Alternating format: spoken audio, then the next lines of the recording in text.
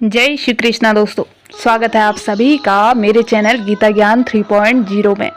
दोस्तों, रोज की तरह फिर से हाजिर हो गई हूँ महाभारत की एक छोटी सी और बहुत ही रोचक प्रसंग को लेकर। रोचक प्रसंग है भरत वंश के राजा शांतनु और देवी गंगा के प्रेम कथा का।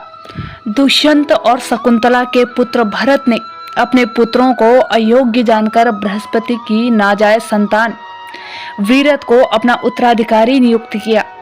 वीरत की 14वीं पीढ़ी में शांतनु हुए, जिनकी प्रेम कहानी ने भरत वंश के इतिहास को एक नई दिशा दे दी और इतिहास ने महाभारत की राह पकड़ ली। इस प्रेम कहानी की शुरुआत धरती पर नहीं बल्कि स्वर्ग में हुई थी। देवराज इंद्र ने एक विशेष उत्सव का आयोजन किया था, जिसमें सभी स्वर्ग के वासी और देवता गण आमंत्रित थे। देवी गंगा भी ब्रह्मा जी के साथ आई हुई थी। सभा में नृत्य और गायन चल रहा था और सभी आनंद से झूम रहे थे।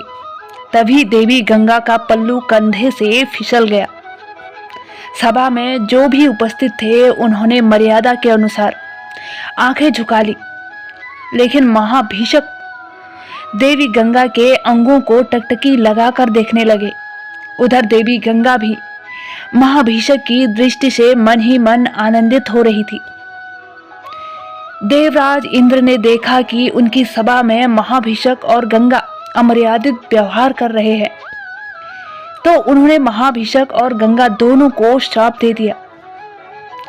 इंद्र ने कहा, तुम दोनों स्वर्ग में रहने योग्य नहीं हो, तुम्हें धरती पर जाना होगा। दोनों के क्षमा याचना करने पर देवराज इंद्र ने कहा कि तुम दोनों में एक दूसरे के प्रति प्रेम की भावना है, इसलिए पृथ्वी पर तुम दोनों का मिलन होगा। इस श्राप के कारण गंगा नदी रूप में धरती पर आई और महाभिषक ने शांतनु बनकर जन्म लिया। युवा होने पर शांतनु हस्तिनापुर के राजा बने।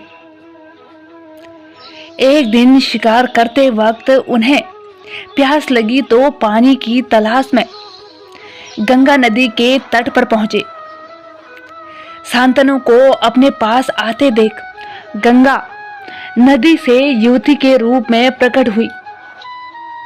शांतनु ने जैसे ही उन्हें देखा, वे एक बार फिर गंगा के प्रेम में पड़ गए।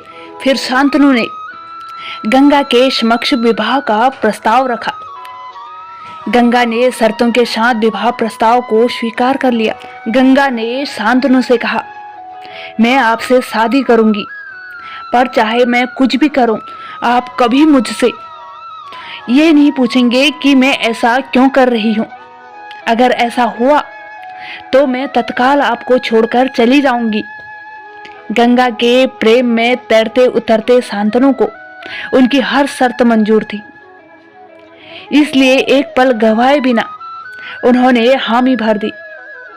यहां से प्यार ने लिया नया मोड़। शांतनु और गंगा का विवाह हुआ। विवाह के पश्चात शांतनु गंगा को अपने साथ हस्तिनापुर ले आए। दोनों खुशी खुशी जीवन व्यतीत करने लगे।